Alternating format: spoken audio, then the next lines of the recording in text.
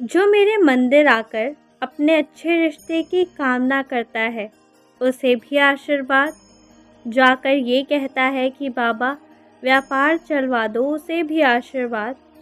और जो आकर कहता है कि बाबा मेरी फैक्ट्री और बढ़वा दो, उसे भी आशीर्वाद। जो आकर ये कहता है कि मेरी पढ़ाई अच्छी करवा दो, मेरी डिग्री पूरी करवा दो, उसे भी आशीर्वाद। जो आकर मुझसे ये भी कहता है कि बाबा मेरा मकान खड़ा करवा दो, बाबा मेरी विदेश यात्रा पूरी करवा दो, सबको आशीर्वाद। जिसने जो मांगा है सबको आशीर्वाद। तुम्हारी सारी इच्छाएं पूरी होंगी। लेकिन मेरे विशेष आशीर्वाद मेरे उस बंदे को है ना, जिसने आकर मुझसे ये बोला कि सुनो बाबा, आज जो भी मुझसे हुआ है ना, वो तुम्हारे कारण हुआ है। तो तुम जानो आगे क्या करोगे, मुझे नहीं पता। इसमें मेरी कोई गलती नहीं थी। मुझे जो समझ आया, जैसा समझ आया, जैसी परिस्थिति बनी, मैंने वैसा किया। पर जो भी हुआ तुम्हारे कारण हुआ। जो ये आकर बोल जाए ना, उसे मेरा विशेष आशीर्वाद है, क्योंकि उसने मुझे समझा है। उसने ये माना कि इस भूमि पर मौजूद एक तिनका भी मेरी मर्जी के बिना अपनी जगह नहीं छोड़ सकता। तो उस बच्चे ने ये माना है कि परिस्थिति में जो भी हुआ है, जैसा भी हुआ है, सही हुआ गलत हुआ, सब मेरी मर्जी से हुआ है। जिसने मेरी मर्जी को स्वीकारा है और फिर जिसने सब मेरे ऊपर छोड़ा है, क्योंकि सब कुछ मेरे कारण हुआ है। तो मेरे वैसे बच्चों को मैं बहुत प्यार करता हूँ। क्षमा मांगना अच्छी बात है, वो स्वभाव में होना चाहिए।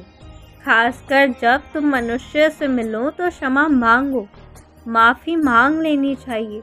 उससे कोई छोटा नहीं हो जाता।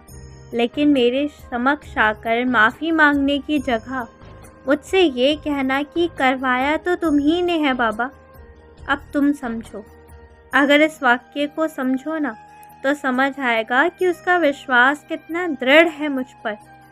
जो गलती हुई या सही हुआ, ये सोचने की बजाय ये सोच रहा है कि उसने तो पूरी तरह मुझे अपने आप को समर्पित कर दिया था।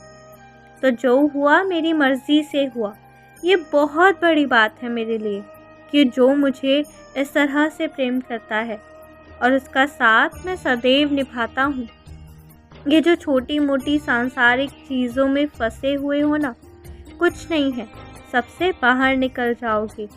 प्रेम की बात करते हो, पूरी दुनिया पागल हो जाएगी तुम्हारे प्रेम में। ये भी रख दो तुम्हारे सर पर हाथ। और क्या चाहिए बताओ। जो तुमने मुझे प्रेम दिया है, उसके बदले केवल तुम्हारे सर पर हाथ रख कर मैं इतना आश्वस्त करता हूँ कि तुम्हें जब भी पुकारोगे तुम मुझे, तुम्हारे लिए मैं उपस्थित हो जाऊँगा। मेरी शिरडी उठकर आएगी तुम्हारे लिए। और सुनो, मेहनत खूब करो, इतनी मेहनत करो ना कि तुम्हारी सांसें भी बोल दे कि बस अब हो गया, अब इसके आगे नहीं हो सकता। और उसके बाद ना खूब खाओ, आनंद से रहो, मस्त होकर सो भी। मेहनत करो, खाओ, अपने मन का खाओ। जो त्यागा है सब छोड़ो, सारी इच्छाएं तुम्हारी पूरी होंगी, कह रहा हूँ मैं।